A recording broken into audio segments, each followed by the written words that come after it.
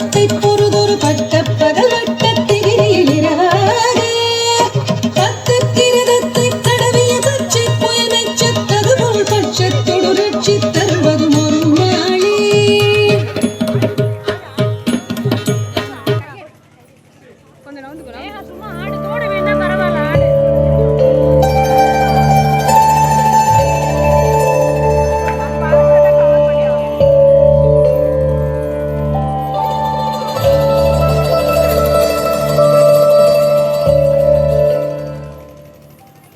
அடி மீது அடி வைத்து அழகான நடை வைத்து விளையாட ஓடிவா முருகா